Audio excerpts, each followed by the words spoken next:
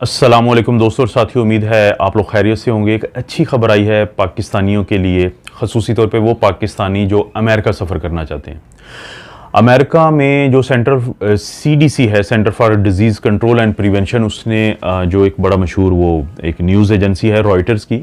उनको ये बताया है कि अमेरिका नवंबर में वो तमाम लोग जिनको वैक्सीन लगी हुई है, कौन सी वैक्सीन लगी हुई है, जो WHO ने 6 वैक्सीन्स अप्रूव की हुई हैं, उनमें से कोई भी अगर वैक्सीन लगी होगी तो वो उनके मुल्क में विजिटर के तौर पे ट्रैवल कर सकता है। WHO जो है उसने 6 वैक्सीन जो हैं वो कबूल की हुई हैं इमरजेंसी यूज़ ऑथराइजेशन के लिए। उसमें कौन कौन सी शामिल है?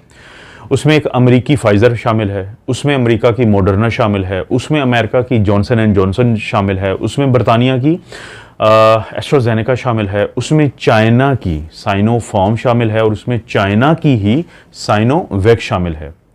और साइनोफार्म और साइनोवैक तो अक्सर पाकिस्तानियों को लगी हुई हैं। इसके अलावा पाकिस्तानियों को लगी हुई है एस्ट्राजेनेका, इसके अलावा पाकिस्तानियों को लगी हुई है ये मॉडर्ना और फाइज़र की। सिर्फ जो स्पुतनिक वी है जो रशिया की है, वो अभी तक ना तो WHO ने अप्रूव की है इमरजेंसी यूज़ ऑथराइजेशन के लिए और ना ही वो अमेरिका ने उसका जिक्र किया है। लेकिन वो पाकिस्तान में बहुत कम लोगों को लगी हुई है। इब्तिदा में जब प्राइवेट कुछ लोगों को इजाज़त दी गई कि वो पाकिस्तान में इंपोर्ट कर सकते हैं वैक्सीन्स और वो लगा सकते हैं, तो इब्तिदा में कुछ लोगों को लगी हैं, लेकिन क्योंकि उसमें फिर बहुत घपले सामने आए थे,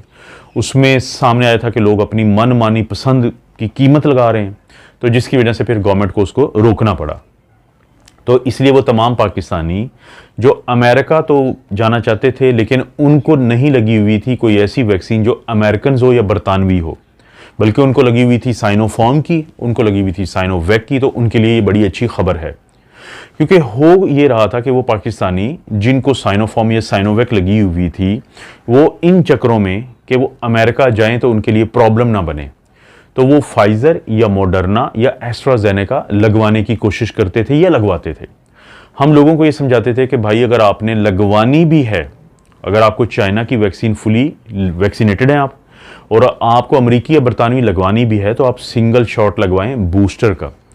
लेकिन वहीं पे लोगों को, पाकिस्तानियों की मैं बात कर रहा हूँ, उनको ये खौफ होता था कि अगर हम सिंगल भी लगवाएंगे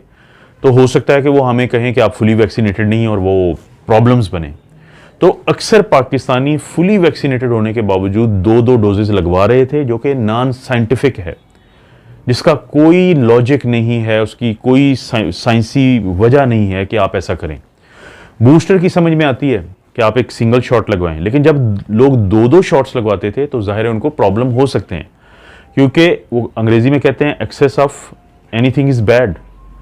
कि किसी भी चीज़ की जो ज़्यादती होती है वो ठीक नहीं होती। जब आपके जिस्म में एंटीबॉडीज़ नहीं हैं, ये भी एक ज़्यादती है, और जब आपके जिस्म में बहुत ज़्यादा एंटीबॉडीज़ हैं तो ये भी एक एक्सेस है, ये भी एक ज़्यादती है। तो उन तमाम लोगों को अब थोड़ा रिलैक्स हो जाना चाहिए कि चाइना की वैक्सीन अगर उनको 2 डोजेज़ लगी हुई हैं